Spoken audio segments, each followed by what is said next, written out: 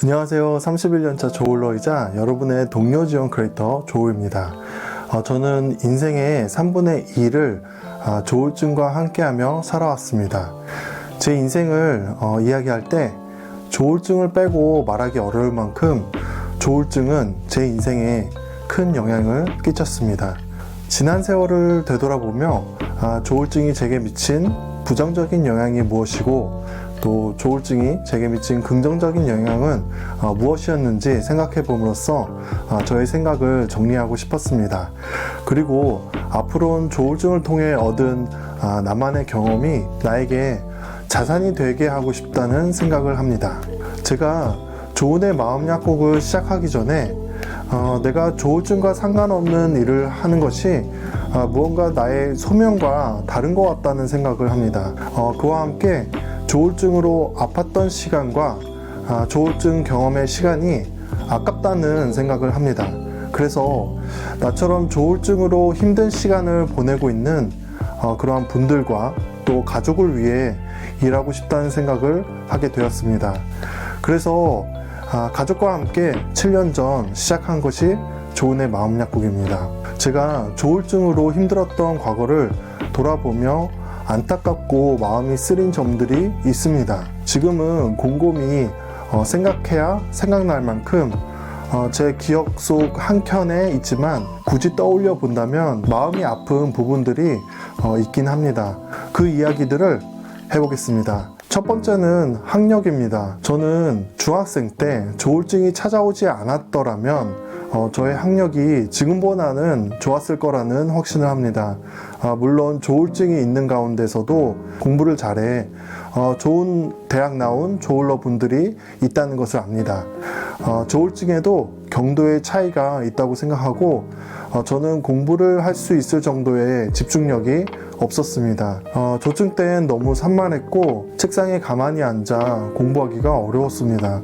조울증이 있기 전 저는 그래도 성적이 나쁘지 않은 모범생과였습니다. 조울증을 만나고 한국에서 살기 때문에 내가 이렇게 힘들어졌다는 생각을 하게 되면서 어렸을 때 살았던 호주에 가게 됩니다. 호주에선 학업 스트레스가 거의 없다시피 해서 좋았지만 부모님과 떨어져 있었고 약의 중요성을 잘 몰랐기 때문에 저는 조울증을 생으로 앓게 되었습니다. 가끔 내가 조울증을 만나지 않았다면 공부를 잘해 좋은 대학을 나오지 않았을까? 남들이 말하는 안정적인 직장에서 경력을 쌓아가진 않았을까? 생각하면서 씁쓸함을 느낄 때가 있다는 점은 부정하기 힘든 것 같습니다. 두 번째는 인간관계입니다. 중학생 때부터 조울증으로 고생했기 때문에 고등학교는 호주에서 보냈기 때문에 중고등학교 때 절친이 없습니다. 그때 친했던 친구는 있지만 지금까지 연락하고 만나는 친구가 없습니다. 제가 전에 방송에서 조울증 진단을 받고 한 달간 학교를 쉬고 다시 복학했을 때 정교적인 왕따가 되었다 말씀을 드린 적이 있는데 저는 그 기억이 있지만 중학교 친구를 커서 만났을 때 친구는 그런 기억이 없음을 알게 되었습니다. 그때 다른 사람들은 제 일에 크게 관심이 없다는 것을 알게 되었습니다. 여러분도 여러분의 조울증으로 다른 사람들이 이런저런 기억을 하고 있지 않을까 걱정할 수 있는데 굳이 그럴 필요가 없습니다. 다른 사람들은 남에 대한 일을 크게 신경 쓰고 있지 않습니다. 아무튼 조울증이 없었다면 친하게 어울리고 만나면 정서적으로 편한 친구들이 지금보다는 많지 않았을까 생각합니다. 세 번째는 정신건강입니다. 지금도 약 잘 먹고 관리 잘해서 안정기를 누리고 있다고는 생각합니다. 하지만 조울증이 없었더라면 지금처럼 스트레스에 취약하거나 조증으로 흥분하고 또 우울증으로 푹 가라앉는 일이 없을 거라는 생각을 합니다. 뇌가 흥분해서 내가 즐겁다고 느끼는 것이 아니라 진정한 기쁨과 즐거움을 느끼고 싶다라는 생각을 가끔 합니다. 약을 매일 먹지 않고 정신이 클리어하고 기분 좋고 나쁨이 병적으로 나타나는 게 아니라 자연스럽게 느끼고 싶다는 생각을 하게 되었습니다. 그리고 조울증으로 아팠던 시간이 없었다면 남들과 비교했을 때 경쟁력이 크게 떨어지지 않았을 것 같다는 생각을 하곤 합니다. 이 외에도 조울증이 제게 준 부정적인 영향들이 있긴 하겠지만 크게 떠오르지 않았고 이 세 가지가 그래도 제일 아쉬운 부분이 아닌가 생각합니다. 그렇다면 조울증이 제게 부정적인 영향만 끼친 것은 아닙니다. 조울증을 경험하고 높고 낮음을 크게 경험해 보므로 사람들을 이해하는 폭이 넓어졌다고 생각합니다. 자신만만한 사람들도 이해할 수 있고 또 어울릴 수 있고 자신감이 밑바닥에 있고 무기력한 사람들의 아픔도 공감할 수 있게 되었습니다. 누구나 인생을 살아갈 때 꼭 정신적인 문제가 아니더라도 고통의 시간을 보낼 수 있다는 것을 알게 되었고 그들과 소통할 수 있게 되었습니다. 조증 때 경험했던 수많은 아이디어들이 떠오르는 경험을 통해 약으로 자제되는 건설적인 아이디어가 생길 수 있어 감사합니다. 조울증과 31년 동행하며 터널의 끝이 존재하는 것을 경험했습니다. 또 저의 인생이 깊어졌다고 느낍니다. 주변의 사람들과 가족의 소중함을 느낍니다. 또한 고난엔 뜻이 있다는 것을 경험합니다.